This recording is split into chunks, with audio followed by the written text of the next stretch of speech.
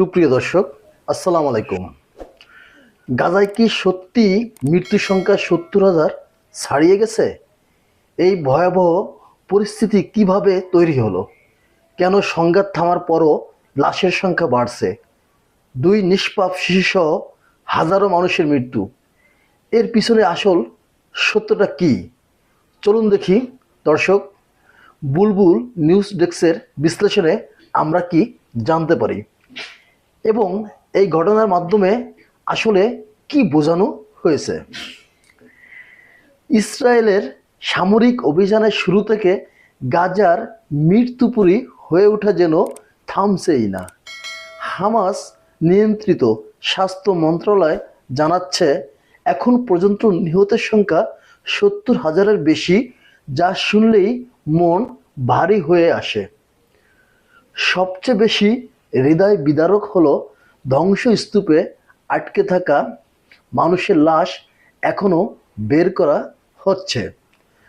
যুদ্ধবিরতি কার্যকর হওয়ার পরও আকাশে বোমার শব্দ থামেনি। ইসরায়েল বলছে যুদ্ধবিরতির শর্ত লঙ্ঘনের অভিযোগে তারা লক্ষ্যবস্তুতে আঘাত এনেছে, কিন্তু সেই আঘাতে কত পরিবার যে চিরতরে অন্ধকারে ডুবে গেছে তার হিসাব কেউ ঠিকভাবে বলতে পারছে না। মাত্র ৮ বছর ও ১০ বা ১১ বছরের দুই ভাই ফাদি ও জুমা এক মুঠো আগুন জ্বালানোর কাঠ খুঁজতে গিয়েছিল। কঠিন সময়ে খাবার রান্না আর একটু উষ্ণতা পেতে সাধারণ কাঠই ছিল তাদের ভরসা। কিন্তু সেই অল্প চাওয়ার জীবনটুকু তারা শেষ পর্যন্ত ফিরে পেল না। ড্রোন হামলায় ঘটনাস্থলেই তারা মারা যায়। পরিবারের কান্নায় ভেঙে পড়া দৃশ্য যেন গাজায় প্রতিটি পরিবারের কথাই মনে করিয়ে দেয়, যারা হারিয়েছে সন্তান, মা, বাবা, ভাই, বোন বা কাছের কাউকে। ইসরায়েলি সেনাবাহিনী দাবি করেছে ওই এলাকায় তারা সন্দেহভাজন দুই ব্যক্তিকে লক্ষ্য বস্তু করে হামলা চালিয়েছিল। যুক্তরাষ্ট্রের মধ্যস্থতায় যে যুদ্ধবিরতি চুক্তি হয়েছিল তার কথিত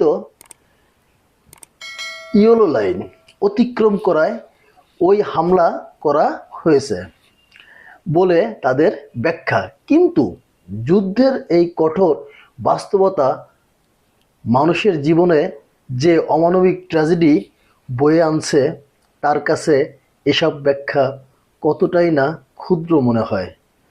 আন্তর্জাতিক গণমাধ্যম, এমনকি বিবিসির মতো বড় গণমাধ্যমেও স্বাধীনভাবে গাজায় প্রবেশ করতে পারছে না। তাই কারা ঠিক বলছে, কে ভুল, এ নিয়ে বিভ্রান্তিও রয়েছে। তবে জাতিসংঘ সহ আন্তর্জাতিক সংস্থাগুলো গাজায় স্বাস্থ্য মন্ত্রণালয়ের তথ্যকে দীর্ঘদিন ধরে গ্রহণযোগ্য হিসেবে বিবেচনা করে।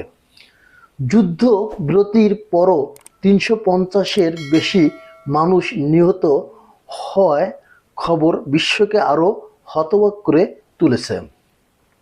এমন এক সময়ে দাঁড়িয়ে প্রশ্ন জাগে, কবে থামবে এই মৃত্যুর মিছিল?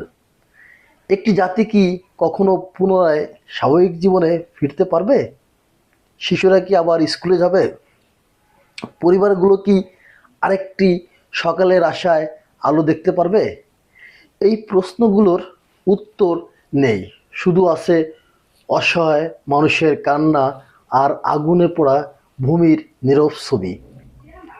গাজার যুদ্ধের শুরু ২০২৩ সালের ৭ই অক্টোবর হামাসের হামলার পর থেকে।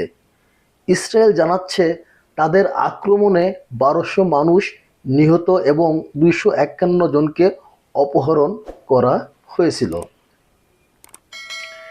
সেই ঘটনার প্রতিশোধ হিসেবে যে অভিযান শুরু হয়েছিল তা বছরের পর বছর ধরে গাজার প্রতিটি ঘরবাড়ি, প্রতিটি পরিবার, প্রতিটি শিশুর জীবনে অশেষ বেদনা তৈরি করেছে।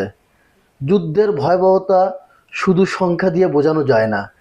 এক একটি সংখ্যা এক একটি জীবনের গল্প, এক একটি পরিবারের স্বপ্ন, এক একটি নিষ্পাপ শিশুর ভবিষ্যৎ ছিনিয়ে নেওয়ার ইতিহাস। গাজা যেন পৃথিবীর সামনে এক স্বাক্ষর, যেখানে মানবতার নিষ্ঠুরতম অধ্যায় লেখা হচ্ছে। এই ঘটনার প্রতিটি অংশ আমাদের ভাবিয়ে তোলে মানবতা আসলে কোথায় গিয়ে দাঁড়িয়েছে। যুদ্ধ কি সত্যিই কোনো সমস্যার সমাধান এনে দেয়? আপনি কি মনে করেন দর্শক, কবে শেষ হবে এই রক্তপাত? কবে বাঁচবে গাজার মানুষ? আপাতত মতামত কমেন্টে অবশ্যই জানাবেন। আর যদি বিশ্লেষণটি ভালো লেগে থাকে তবে বুলবুল নিউজ ডেস্ক চ্যানেলটি সাবস্ক্রাইব করতে ভুলবেন না। নতুন সংবাদ, আন্তর্জাতিক আপডেট ও মানবিক গল্প নিয়ে আবার দেখা হবে। ধন্যবাদ।